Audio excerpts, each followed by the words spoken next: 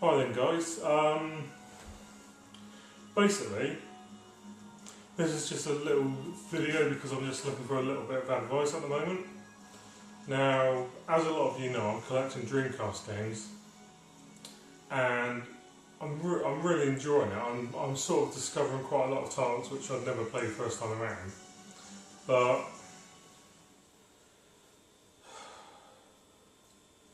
it's not that I'm getting bored, but I guess because I've gone totally mad, and in the space of 5-6 weeks, I've got pretty much over half of the available collection. I'm just looking for advice on how other people collect. One of the main reasons is basically I really want to tone down on what I've been getting. I've been spending a fair bit of cash, and I certainly don't want to be in a situation where I'm spending cash I can't afford on the collection. So what I've been doing, well, one of the things the missus suggested was, why not collect for other systems, in the sense of, if you're not focused on one and you're sort of getting a few here and there, then it adds a bit of variety to it. Because again, I've got to admit, it's just as cool as the Dreamcast stuff is, it's just getting a bit like more Dreamcast games, yeah. So really, I just wanted some advice on basically how everybody collects. I would recall X-Files 2708 saying how he basically chooses 10 games a month, and then he as a target, and he just spends a month trying to get those games for the best prices possible. So I quite like that idea.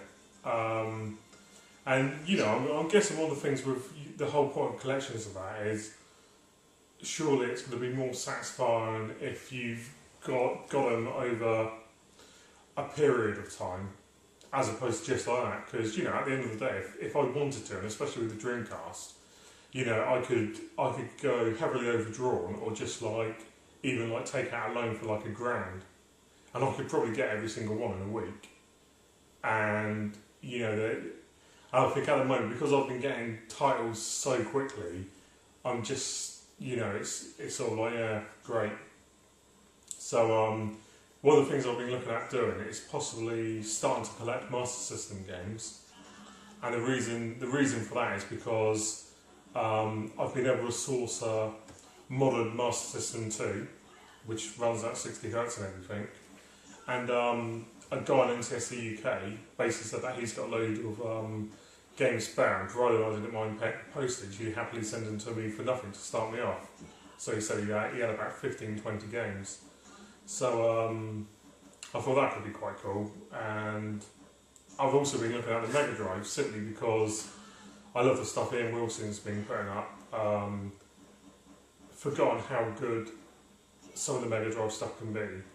And again, I've been trying to decide whether to get Jack or PAL.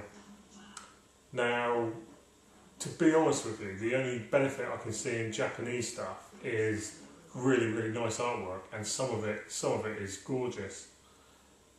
But I can't see any other benefit. Obviously, all the UK games would be in English. I wouldn't have to worry about 50 Hz because I've got a switched Mega Drive on the way, which, courtesy of Console Passion, which will negate speed issues. So really, it's an aesthetic choice, and from what I can work out, even the most common Japanese Mega Drive games can be up to like 5 times as much as their UK counterparts. And it's just basically for the sake of a pretty box, do I really want to spend say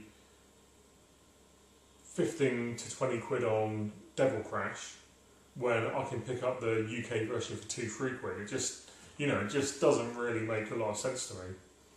But again, I'm sure Ian's gonna fight his corner, and maybe I can be persuaded, or maybe I could go for a mixture of both.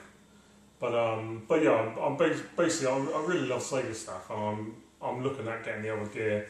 I'm going to start modifying the loft, I think, just so basically I can find storage issues, because again, one of the things I've already noticed now is that the Dreamcast stuff is taking up a hell of a lot of room, and you know, I'm only just over halfway, and you know, basically I share this house with the missus, and it's her house as much as it is mine, and obviously I share it with the kids. And I just don't want a situation where you go into our front room and literally all you see is games. You know, basically I'm 36 years old, and you know, hide them out of the way or something. So yeah, what I'm going to do is basically, I've had a really mental splurge on the Dreamcast stuff just to start it off, and yeah, I'm just looking for advice, guys. So you know, what do you tend to spend a month on games? Do you concentrate on getting the really expensive stuff out of the way first, and so it's easier to get the other stuff? One interesting thing is I was talking to a guy on NTSC UK, and he was basically saying how he sets up like a war chest. So every month he'll put £10 in it, and that's to go towards like big stuff, so that should it come along, should something like a stupidly rare game come along on eBay, there's a good chance that he might have the money saved up, or at least a fair amount of it ready to get it. And then because he's been like squirreling away the money every month, he's not really missing it. So I quite like the idea of that. But again, you know, any advice that you guys have got would be great. I'm staying away from the Nintendo stuff simply because all the boxes, you know, I like my stuff in decent condition, and while the SNES and that is really good, I can just imagine it would be a complete nightmare trying to get decent condition power cases, or even US ones for that matter. Although I suppose in a way that's part of the charm, because you're not gonna find this stuff as often. You won't be spending as much money.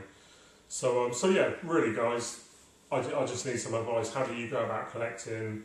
What do you personally collect? I know that X-File 2708 is going for a complete Power Mega Drive collection, and I also know about Ian's collection, but you know, I don't really know a lot about what a lot of my other subscribers are going for.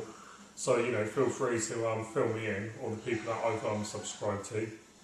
And that's it, really, guys. So not a very exciting vid, I admit.